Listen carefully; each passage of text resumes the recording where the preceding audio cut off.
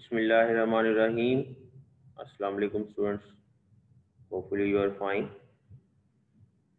Students, last lecture में हमने discuss किया था Newton's first law of motion, जिसमें हमने ये पढ़ा था कि कोई भी बॉडी जिस स्टेट में है, चाहे रेस्ट पोजीशन में है या यूनिफॉर्म वेलोसिटी से मूव कर रही है, वो अपनी उसी स्टेट में रहना चाहती है और उसी स्टेट में रहती है जब तक कि उस पर कोई एक्सटर्नल फोर्स ना लग जाए, नेट फोर्स ना लग जाए। तो इसका मतलब ये हुआ कि कोई बॉडी अगर मोशन में है तो वो मोशन में रहेगी, या रेस्ट में है तो रेस्ट में रहेगी जब तक उस पर कोई एक्सटर्नल फोर्स ना लग जाए। और इसके लिए फिर हमने ये भी देखा कि इसको हम Newton first law of motion को लॉ ऑफ इनर्शिया भी बोलते हैं। वो क्यों बोलते हैं? क्योंकि इनर्शिया भी यही चीज़ है। अच्छा, अब अगली बात ये है कि न्यूटन इस बात पे नहीं रुक गया सिर्फ कि वो ये बता देता कि फोर्स जब तक ना लगे बॉडी की जो सिचुएशन है वो चेंज नहीं होती। अगली बात उसने ये कही कि अगर बॉडी रेस्ट में हम फॉर एग्जांपल तो उस पर फोर्स नहीं लगाएंगे तो वो अपनी रेस्ट की पोजीशन को चेंज नहीं करेगी। ये तो उसने फर्स्ट लॉ में कह दिया। अब अगला सवाल ये है कि अगर बॉडी पे फोर्स लगाएं या फोर्स लगे, नेट फोर्स लगे तो क्या होगा? इसका आंसर जो है वो न्यूटन ने अपने नेक्स्ट वाले लॉ में दिया, जिसको हम Newton second law of motion कहते हैं। और इसमें उसने क्या बताया कि जब किसी बॉडी पे नेट फोर्स अप्लाई होती है तो उस नेट फोर्स की वजह से बॉडी में एक्सेलरेशन प्रोड्यूस होता है। ठीक है जी। ये अगली बात कि अगर आप फोर्स लगा दें तो फिर क्या होगा? When we apply a force on a body, net force is applied on a body, acceleration is produced in it. Acceleration produce हुआ। अब एक्सेलरेशन किस डायरेक्शन में प्रोड्यूस होगा? जिस डायरेक्शन में हम फोर्स लगा रहे हैं। ठीक है जी। अब और कितना एक्सेलरेशन प्रोड्यूस होगा ये भी उसने इसी लॉ में साथ बताया कि एक्सेलरेशन कितना प्रोड्यूस होगा।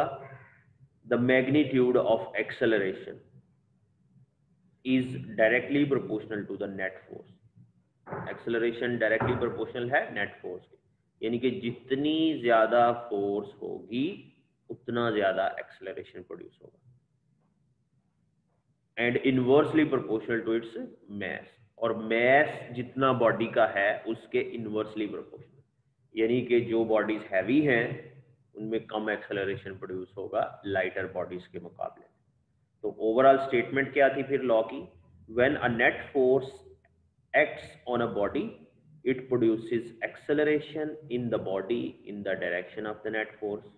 The magnitude of this acceleration is directly proportional to net force acting on the body and inversely proportional to its mass.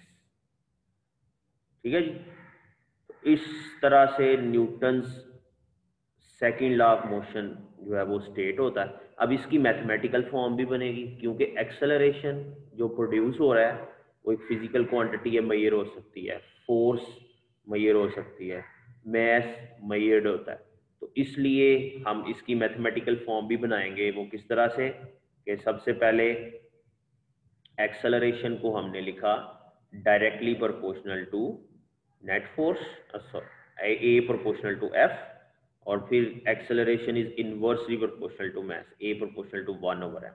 अब इन दोनों इक्वेशंस को जब हम कंबाइन करते हैं तो ए प्रोपोर्शनल टू F/m, ये हमारे पास इन दोनों अबव इक्वेशंस का कॉम्बिनेशन आ जाता है। अच्छा, अब ये m इधर डिवाइड है, उधर जाके दूसरी साइड पे मल्टीप्लाई हो जाएगा, तो ये आ जाएगा F proportional to ma, F proportional to ma। अब प्रोपोर्शनैलिटी के साइन को खत्म करना है, हम कांस्टेंट इसमें लगाएंगे। कांस्टेंट k लगाया तो F is equal to KMA। ये हमारे पास फॉर्मूला बन गया। इसमें k जो है वो कांस्टेंट ऑफ प्रोपोर्शनैलिटी है। इसकी अगर हमने वैल्यू फाइंड करनी हो तो यूनिट लेवल पे हम F, M और A की वैल्यू लगाएंगे। M की जो वैल्यू है, अगर 1 kg रखते हैं, एक्सेलरेशन जो है वो हम 1 मीटर पर सेकंड स्क्वायर रखते हैं, F को हम 1 न्यूटन रखते हैं, तो F is equal to M A का फॉर्मूला बनता है, क्योंकि फिर K की वैल्यू 1 आ जाएगी। m की जगह 1 आ जाए, a की जगह 1 आ जाए, f की जगह 1 आ जाए, तो ऑब्वियसली k भी 1 हो जाएगा. So in SI units, the value of K comes out to be 1. Thus, above equation becomes F is equal to ma. एक K की जगह 1 लगा के इसे खत्म कर दी. तो इस तरह से Newton's second law of motion को हमने मैथमेटिकली भी प्रूव कर लिया. अच्छा, अब इसमें जो F यूज हुआ है वो फोर्स है, जो हम पीछे फर्स्ट लेक्चर में डिफाइन भी करके आए हैं. फोर्स का यूनिट जो है वो न्यूटन होता है. यहाँ पे मेंशन किया गया, ये शॉर्ट आंसर के लिए आपने इसको लर्न करना है. ऐसे unit of force is Newton. अच्छा, न्यूटन को कैसे डिफाइन करते हैं? इस फॉर्मूले से कर सकते हैं कि अगर मैस 1 kg हो किसी बॉडी का, एक्सेलरेशन 1 मीटर पर सेकंड स्क्वायर हो, तो बॉडी पे जो फोर्स है वो 1 न्यूटन होगी. 1 Newton is the force that produces an acceleration of 1 meter per second square in a body of 1 kilogram mass. So, force of 1 Newton can be expressed as 1 Newton is equal to 1 kilogram multiplied by 1 meter per second.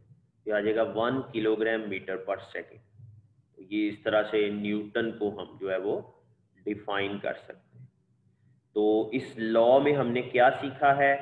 अगर आप overall इसको देखें तो ये law हमें ये बताता है कि जब भी किसी बॉडी पे फोर्स लगेगी तो उस बॉडी में एक्सेलरेशन प्रोड्यूस होगा, और ये जो एक्सेलरेशन होगा ये डायरेक्टली प्रोपोर्शनल है लगने वाली फोर्स के. इस एक्सेलरेशन का मैग्नीट्यूड जो है वो फोर्स के डायरेक्टली प्रोपोर्शनल है, नेट फोर्स के, और इनवर्सली प्रोपोर्शनल है मास ऑफ द बॉडी के. इसकी मैथमेटिकल फॉर्म भी हमने प्रूव कर लिया. अच्छा, अब ये तो हमने कर लिया सेकंड लॉ.